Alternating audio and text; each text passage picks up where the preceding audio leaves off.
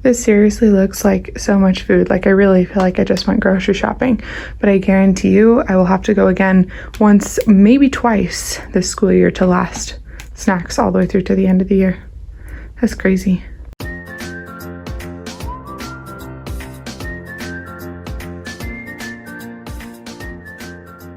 Good afternoon. Hello, everybody. Welcome back to my channel. My name's Brittany. I'm a second grade teacher in Utah, and today we're going to get ready for a substitute. I'm going out of town for the next 2 days. I'm flying home to Virginia to visit my family. Really excited about that. And I thought, what the heck? Let's show the people how I set up for a substitute, because when I first started teaching, the very first time I had a sub, I was like, I don't even know what to do. So I thought, you know what? Let's share what I do, what I've learned. I am in no way trying to tell you that this is the way you have to set up for a sub, nor that this is even the best way to do it. But this is what I do. It's worked for me for my subs for the last 4 years, and it's a system that I can get behind. So I'll show you what I do and how I set it up.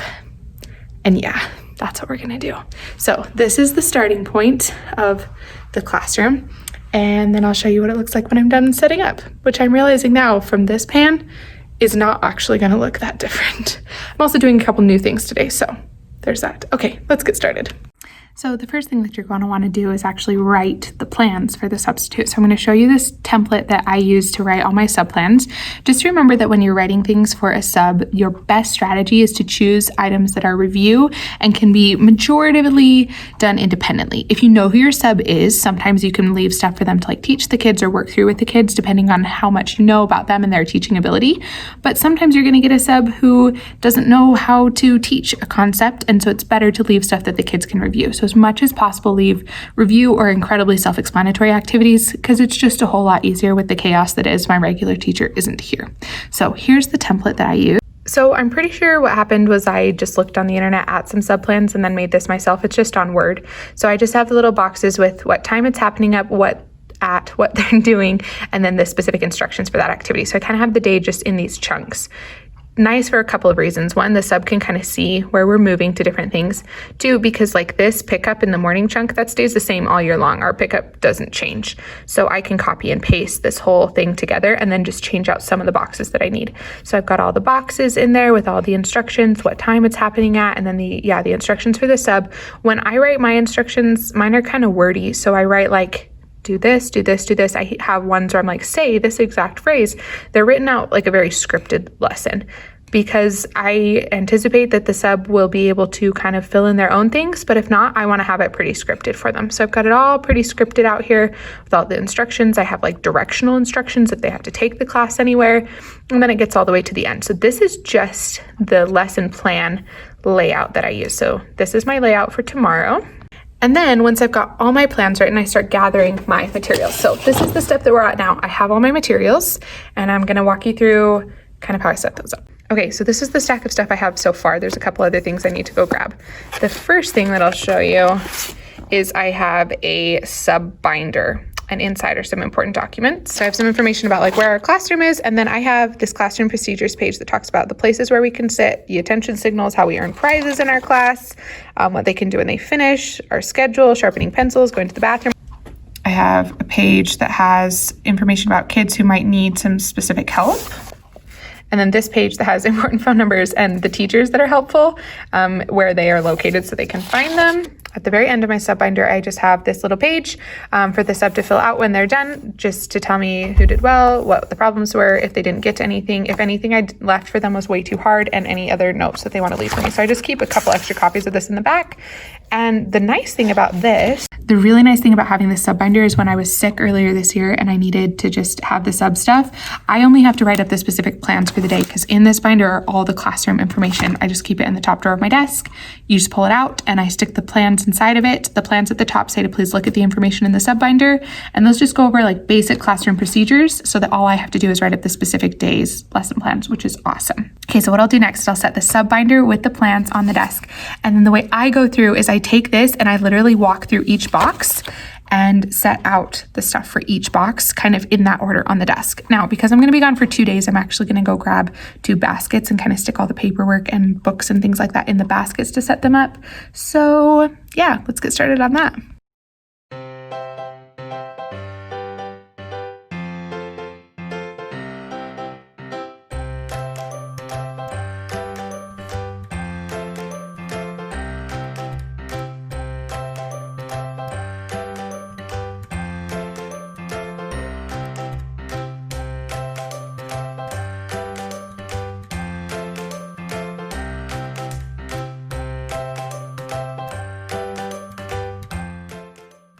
All right, so once I've walked through the entire lesson plan box by box, this is how I kind of set things up. So because I have a sub for 2 days, I've got all the stuff for the next day sitting right here in these baskets, and then the stuff for the first day is kind of laying out. So I've just always done this because I feel like it's more helpful. I put a little sticky note identifying the items based on how I called them in the sub plans so that they can find them. So it's not like, I hope this is the right thing. And then I'll just kind of write notes on things as needed to kind of give them some pointers there. So this is all the stuff for Thursday sitting out ready to go with the plans tucked in. If I was just gonna be gone for 1 day, this is what it would look like. And then all the stuff for Friday is now just in the basket again, labeled, ready to go. So this is what the desk setup looks like for the sub. Now, normally when I'm going to be gone for just 1 day, I just write a message for the kids up on the board. But since I'm going to be gone for 2 days this time, I decided it would be easier if I wrote my messages just on like a big piece of chart paper.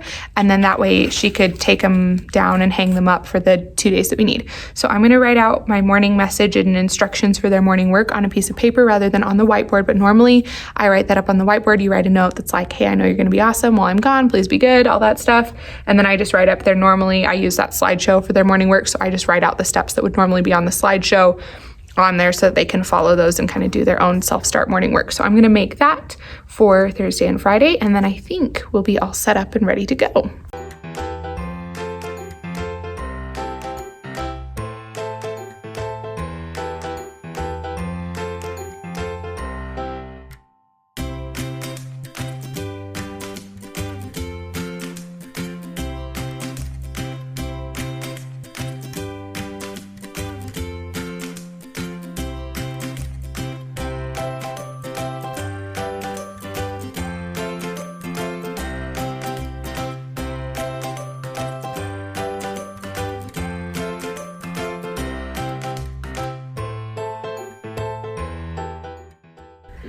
Okay, I've got the morning message up on the board. I've got everything set out.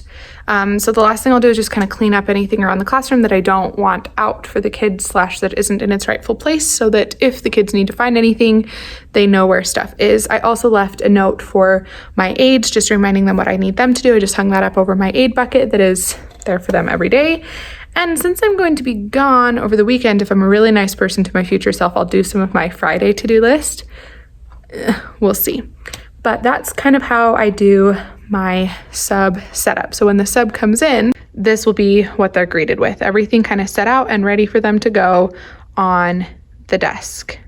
For me, because I'm a super organizational oriented person, that makes the most sense to have it just kind of all sitting out and labeled for them. Obviously, if I'm not here to set it up, it's not the worst thing ever if there's just a pile of stuff. The sub can go through it. Life will go on. If you don't have time to set it up like that, that's fine. I think that the template that I have is probably my favorite thing just because it chunks the day into times, and that's really easy for a sub to follow through.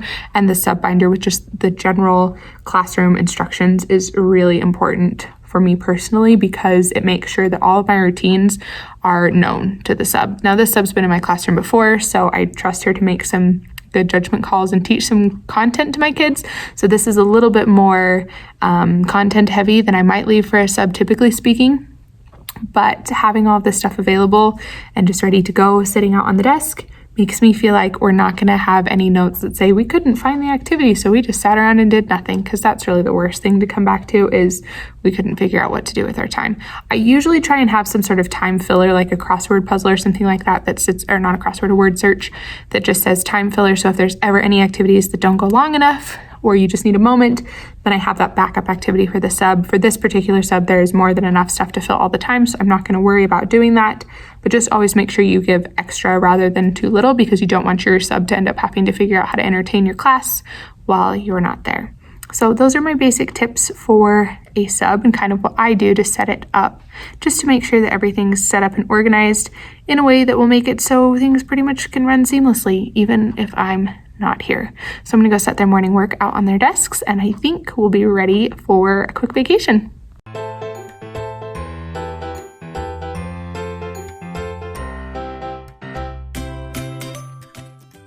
All right, and with that, I am officially set up to head out. So I'll just leave all this stuff the way that it is. Our office staff gives them the attendance sheets that they need and any keys and anything like that. So everything else is totally ready for them to go.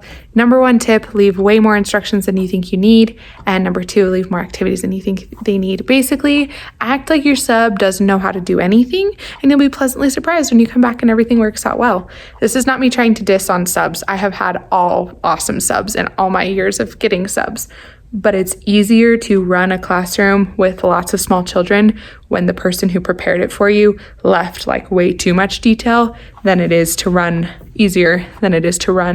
if they left you like, the kids know what to do, they'll be fine.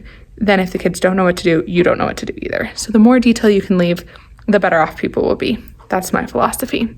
Anyway, hopefully this helped you figure out how to set up for a sub a little bit. If you have any questions about anything that I did, let me know. Otherwise, I will see you next time.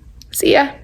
I've officially walked out of my room and left all the sub stuff there, and it doesn't matter how many times I have a substitute or how excited I am for the reason I'm leaving. Every time I walk out of that classroom, I'm like, oh no, oh no, oh no, oh no. Like, did I forget something? Is everything gonna be okay? Did I not plan something right? Did I not say the words right? You just have to let it go. I have to drive away and trust that everything will be all right. The children will live. Some work will get done. It's gonna be all right. I was telling the kids that while I'm gone, I like stress and I'm like looking at the clock and like, oh, they're supposed to be doing this right now. I wonder if they're doing okay. And I was like walking them through how I like freak out while I'm gone. And one of the little girls raises her hand. She's like, we're gonna be so good. You just have fun on your trip. You don't need to worry about us. And I was like, okay. Remind myself that it really is going to be okay. I have awesome students. I have an excellent sub. It's going to be all right. It's going to be all right.